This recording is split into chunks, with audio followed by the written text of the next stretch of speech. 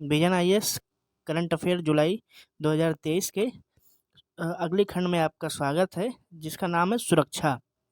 पहला टॉपिक है साइबर सुरक्षा, साइबर सिक्योरिटी। सुर्खियों में क्यों रहा है? तो हाल ही में वित्तीय मामलों पर संसद की अस्थायी समिति ने साइबर सुरक्षा और साइबर व्हाइट कॉलर अपराधों की बढ़ती घटनाओं के बारे में एक रिपोर्ट जारी की है। अब किसने जारी की है? संसद की अस्थायी समिति ने। साइबर सुरक्षा व्यवस्था को मजबूत करने की आवश्यकता क्यों है? तो एक वाजिब प्रश्न है ये कि आवश्यकता क्यों है? तो कानूनी फ्रेमवर्क में मौजूदा खामियां हैं, जैसे कि साइबर सुरक्षा के लिए मौजूदा विनियामकीय व्यवस्था में कई एजेंसियां और निकाय शामिल हैं। यानी कि जब जो साइबर सुरक्षा से संबंधित नियम बनाती हैं संस्थाएं, उसमें कई एजेंसी हैं, कई और निकाय हैं जो अलग अलग भूमिकाएं अदा करती हैं। उदाहरण के लिए विनियमन और नियंत्रण प्रणाली के मामले में आपसी तालमेल बिगड़ जाता है। जब कई संस्थाएं किसी कार्य को करती हैं तो उन सब में तालमेल जो है वो बिगड़ जाता है। ऐसे में साइबर खतरों से निपटने के लिए हमारा एकीकृत नज़रिया वो बन ही नहीं पाता है। ऐसे में उनको डील करना और कठिन हो जाता है। इसके अलावा अधिकांश सेवा प्रदाताओं के डेटा केंद्र जो है वो देश के बाहर स्थित हुए हैं। तो ऐसे में उनका डेटा प्राप्त करना, उनका उनको क्या कहते हैं, उनको टारगेट में लाना जो है वो बहुत मुश्किल हो जाता है, चुनौती भरा हो जाता है। तकनीकी संबंधित चुनौतियाँ भी हैं उभरती तकनीकी के कारण, जैसे कि आर्टिफिशियल इंटेलिजेंस बढ़ रहा है, इंटरनेट ऑफ थिंग्स, और ये एआई टूल्स जो जब बढ़ रहे हैं, जैसे डीप फेक नई समस्या बढ़ गई है। तो ऐसे में इन खतरों से निपटने के लिए जो है एक ज़्यादा चुनौतीपूर्ण बनता जा रहा है। मेलवेयर या वाटनेट, इनकी मदद से ताकि तकनीकी नियंत्रण से लोग बच निकलते हैं। एंटीवायरस सॉफ्टवेयर है, इंटरनेट फ़िल्टर जैसी चीज़ें हैं। तो ये सारी चीज़ें होने की वजह से ना अपराध की जो सीमा है वो धीरे-धीरे आगे बढ़ रही है। व्यापक डेटा व्यापक डेटा में व्यापक डेटा होने के कारण जो हैकर्स हैं वो वित्तीय प्रणालियों पर हमला करते हैं। आपने कई चीज़ें ऐसे घटनाएँ को लगातार आपने सुना ही होगा।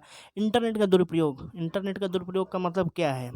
हैकिंग करना, विशेषकर जो शोषित वर्ग हैं, जो पीड़ित हैं, जैसे महिलाएँ हैं, बच्चे हैं, जो क्या कहते हैं सुभेद्य वर्ग हैं, उनको जो है इनके टारगेट में लाना और उनको परेशान करना और उनके साथ अपराध करना, वो चीज़ें भी सामने आ रही हैं। बढ़ते साइबर हमले में जैसे सर्टिन ने बताया कि सर्टिन क्या है, एक रिपोर्ट देती है, एक संस्था है। तो भारत को बताया कि भारत को वर्ष 2022 में बड़ी संख्या में साइबर सुरक्षा से जुड़ी घटनाओं का सामना करना पड़ा है, और इसके तहत कुछ 13.91 लाख जो है मामले दर्ज किए गए हैं। ऐसे में एक बहुत बड़ी समस्या है कि इसको कैसे डील किया जाए। 2022 में भारत में मैलवेयर से प्रभावित शीर्ष 3 उद्योग जैसे बैंकिंग, सरकारी और विनिर्माण थे। तो ये जो क्षेत्र हैं इनमें ज़्यादातर पूँजी होता है। ऐसे में इन लोगों को इन क्षेत्रों को प्रभावित करके लोग जो है पूँजी इकट्ठा करते हैं। अ, रैनम्सवेयर जो है वो उसकी बढ़ती हमलों की संख्या, ऐसे में 2022 के दौरान लगभग 53% मामलों में वृद्धि हुई है।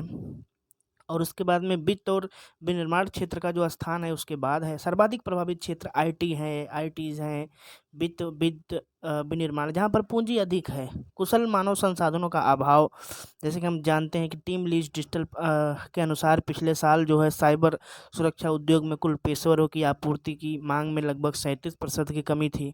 तो ये सारी चीज़ें हैं जो कि एक समस्याएँ को पैदा कर रही हैं। अब हम बात करें कि साइबर सुरक्षा के लिए मौजूदा नेटवर्क क्या-क्या हैं, तो सूचना प्रौद्योगिकी अधिनियम 2000 है। क्या करता है ये? ये करता है इलेक्ट्रॉनिक डेटा के माध्यम से जितने भी जाने वाले लेन-देन के लिए कानूनी ढाँचा, कानूनी फ्रेमवर्क का प्रावधान करता है। तो ये सूचना प्रौद्योगिकी अधिनियम 2000 है। भारतीय कंप्यूटर आपात प्रतिक्रिया दल सर्टिन, जो भी बात की गई थी जिसकी रिपोर्ट की, तो ये भी एक एजेंसी है, राष्ट्रीय एजेंसी है, जो साइबर अपराध से संबंधित घटनाओं, हमलों के प्रति जो है कार्रवाई करती है। राष्ट्रीय साइबर सुरक्षा नीति 2013, इसका भी उद्देश्य है साइबर स्पेस से संबंधित सूचना अवसंरचना की सुरक्षा करना। अगला जो है राष्ट्रीय साइबर सुरक्षा उत्कृष्टता केंद्र, ये क्या करता है? ये जो है पूरे देश में संधारणीय साइबर और सुरक्षा प्रौद्योगिकी और उद्योगों के विकास को गति देने के लिए स्थापित किया गया है। अगला जो है भारतीय साइबर अपराध समन्वय केंद्र।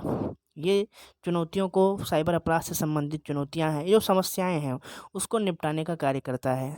राष्ट्रीय महत्वपूर्ण सूचना और संरक्षण केंद्र, ये जो है सूचना और संरक्षण करता है महत्वपूर्ण सूचनाओं को। साइबर सुरक्षता केंद्र, ये जो दुर्भावनापूर्ण सॉफ्टवेयर हैं उनका, प्रोग्राम्स हैं, उनका पता लगाता है। साइबर सुरक्षता केंद्र है ये।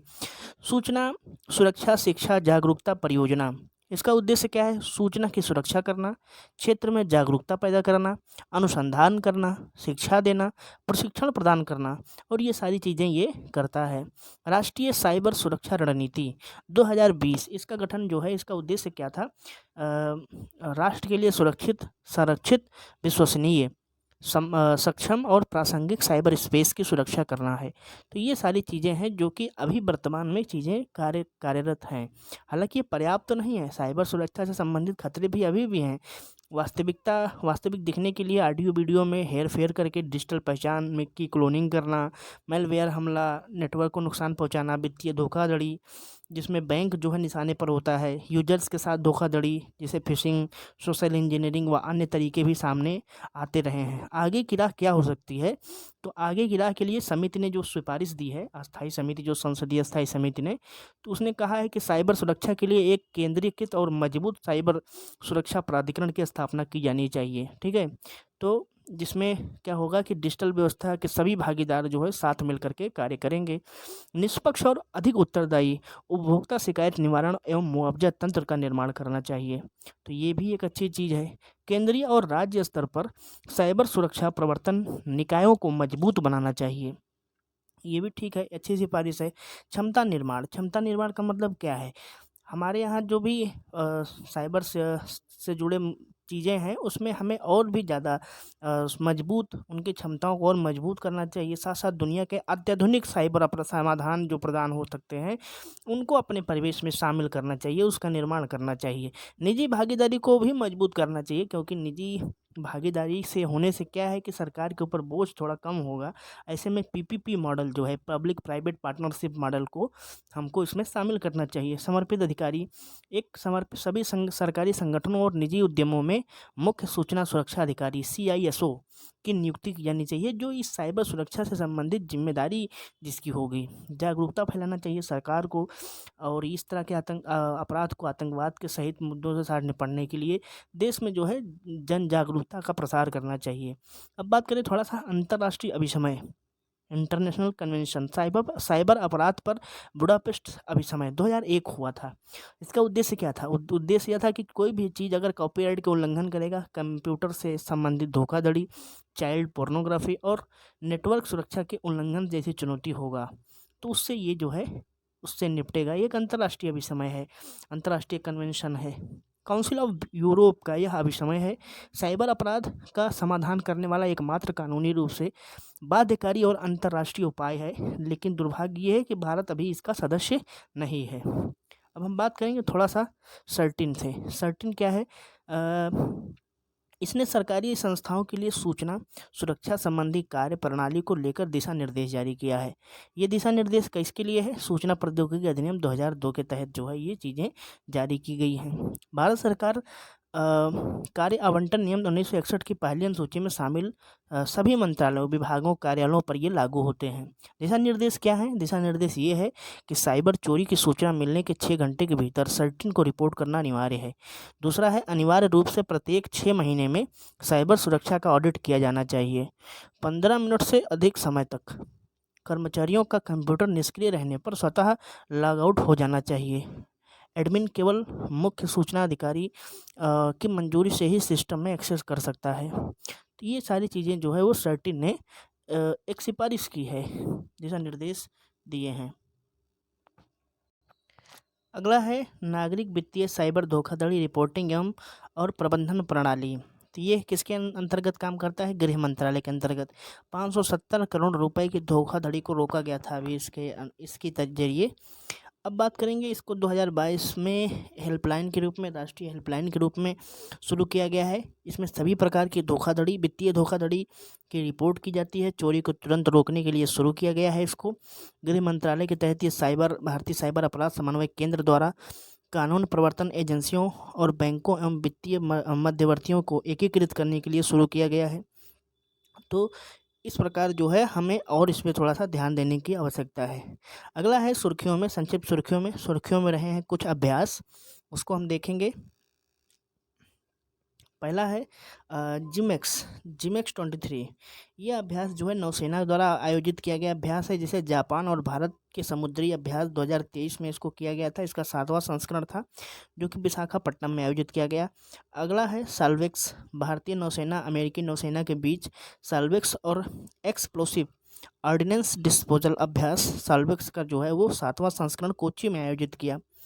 ऑपरेशन सदर्न रेडिनेस 2023, ये एक बहुराष्ट्रीय अभ्यास है जो कि भारत, संयुक्त राष्ट्र अमेरिका, इटली, यूनाइटेड किंगडम और सेशेल्स ने इसमें भाग लिया। अगला जो है अंतिम, वो है नोमैडिक एलिफेंट 2023 अभ्यास। ये भारत और मंगोलिया के बीच एक संयुक्त सैन्य अभ्यास था। तो ये केवल 2 ही टॉपिक इसमें थे। सुरक्षा का जो टॉपिक है वो ख़त्म होता है।